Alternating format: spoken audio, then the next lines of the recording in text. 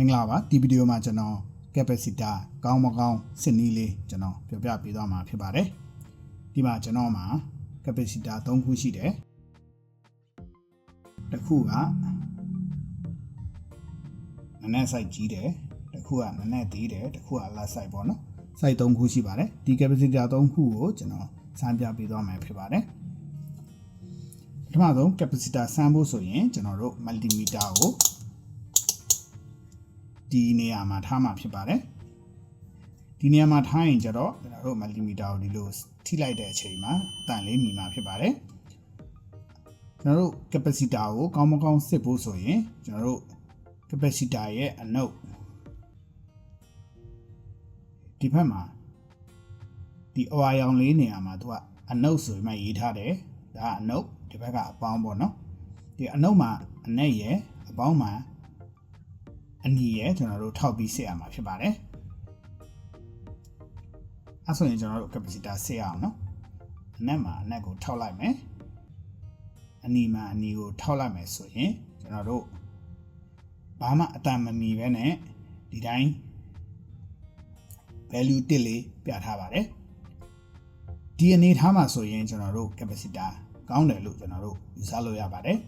အကယ်၍ capacitor မကောင်းဘူးဆိုရင်ကျွန်တော်တို့ထိလိုက်တဲ့အချိန်မှာဒီလိုအတန်လေးမြည်မှာဖြစ်ပါတယ်ဒီ capacitor charge ဖြစ်မဖြစ်ကျွန်တော်တို့စမ်းဖို့ဆိုရင်ကျွန်တော်တို့ DC 20 volt ကိုသွားမယ်20 volt ကိုသွားပြီးမှကျွန်တော်တို့အနက်မှာအနက်အနီမှာအနီထောက်ကြည့်လိုက်တဲ့အချိန်မှာ 2.2 volt ကနေကျွန်တော်တို့တဖြည်းဖြည်း voltage လျော့သွားတာမြင်ရလိမ့်မယ် capacitor charge ဖြစ်ပြီးမှအခု recharge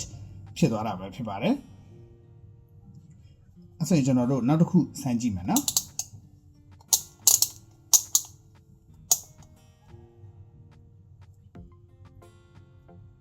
နောက်တစ်ခုကိုလည်းကျွန်တော်အနက်မှာနဲ့အနီမှာအနီထားပြီးမှခဏလေး touch လုပ်ပေးမယ်ခဏလေးကြာရင်ကျွန်တော်တို့ပြန်ဖြုတ်လိုက်မယ်ဖြုတ်ပြီးရင်ကျွန်တော်တို့ပြန်ပြီးမှ DC 20 volt ကိုသွားမယ်20 volt ကိုသွားပြီးမှကျွန်တော်တို့ပြန်ပြီးမှတိုင်းတဲ့အချိန်မှာ 3.19 volt ဆိုပြီးမှလာပါတယ်ဒါဘာလဲဆိုရင်ကျွန်တော်တို့ရဲ့ capacitor ကောင်းပါတယ်အဲ့လိုပဲကျွန်တော်နောက်တစ်ခုပြန်ဆန်းလိုက်မယ်နော်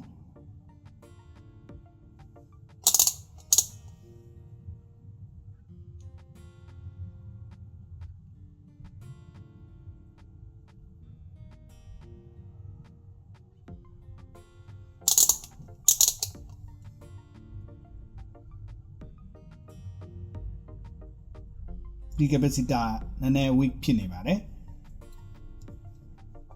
ဒီပုံစံနဲ့ကျွန်တော်တို့ capacitor ကိုစစ်ကြည့်လို့ရပါတယ်အားလုံးပဲကျေးဇူးတင်ပါတယ်